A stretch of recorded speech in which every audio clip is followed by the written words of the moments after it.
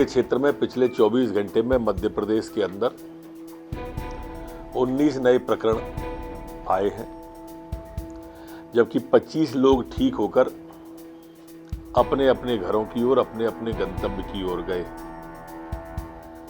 181 कुल active case संपूर्ण मध्य प्रदेश में वर्तमान में है। संक्रमण दर हमारी 0.003% है, जबकि रिकवरी दर हमारी अभी भी 98.6 पर स्थिर बनी हुई है। पिछले 24 घंटे में 61,604 सैंपल कोरोना के लिए गए हैं। कह रहे हैं कि बूस्टर डोज को लेकर सरकार की कोई तैयारी नहीं है। ये वही दिग्विजय सिंह जी हैं या ये वही लोग हैं बाबा और चचा वाले, जो जब वैक्सीन आई थी तो कहते थे कि ये भाजपा की वैक्सीन है, इसमें चर्बी मिली है, इसको लगाने से लोग निपुंसक हो जाएंगे। 70 करोड़ लोगों को इतने समय में, इतने साल में, इतने दिन में लगेगी।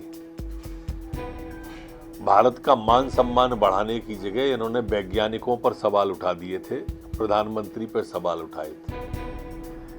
अब दोनों डोज लगभग, पहली डोज तो 90% को क्रॉस कर गई, दूसरी 80-82% को क्रॉस कर गई, तो अब इनको पीड़ा हो रही है। बूस्टर डोज भी लग जाएगी चचा जान, प्रतीक्षा करो। जबलपुर में चाकूबाजी की बहुत सारी घटनाएं सामने आई। ये फ्लिपकार्ट कंपनी है या अमेजन कंपनी है, जो ई कॉमर्स का प्लेटफॉर्म है।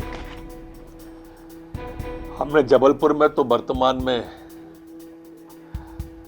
जो फ्लिपकार्ट कंपनी है उसको ये चाकू और इस तरह के आपत्तिजनक सामान अपने स्क्रीन से हटाने के आदेश कर दिए। लिखित में आदेश उनको भेज भी दिया है, संभवतः उन्हें हटा दिया होगा, नहीं हटाएंगे तो हटवा देंगे।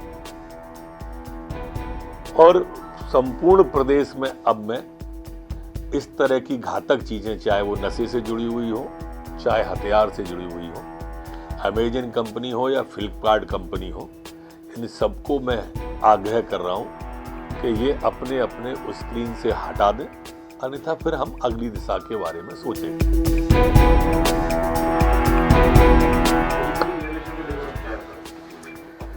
उसके बारे में तो स्पष्ट कल मुख्यमंत्री जी ने बड़े स्पष्ट शब्दों में कह दिया कि बिना ओबीसी के हम चुनाव में नहीं जाएंगे। तो स्थिति एकदम साफ हाउस में हो गई, फ्लोर पे आ गई ये सारी की सारी बातें। तो इसलिए अब कोई संशय उसमें रह नहीं जाता है। राहुल गांधी जी जो कह रहे हैं कि 14 के बाद आई है, उन्हें शायद ज्ञान का अभाव रहा होगा उन्हें कि मऊ लिंचिंग की शुरुआत कश्मीर से हुई थी। 84 के दंगों में कांग्रेस के लोगों के द्वारा मऊ लिंचिंग की शुरुआत हमारे सिख भाइयों का कत्लेआम करके की थी। मैं उनके ज्ञानवर्धन को नहीं कह रहा हूं, पर उन्हें मॉब लिंचिंग सिर्फ यूपी में ही दिखाई देती है चुनाव को देख के, केरल में दिखाई नहीं देती होगी। केरल में एक एक कार्यकर्ता के 84 घाव लगे हुए, छेद कर दी, पूरी छलनी बना दिया शरीर को। केरल के बारे में ये नहीं बोलेंगे। यही तो इनकी तुष्टीकरण की राजनीति है और इसी का परिणाम कांग्रेस भोग रही है और आगे भी भोगेगी।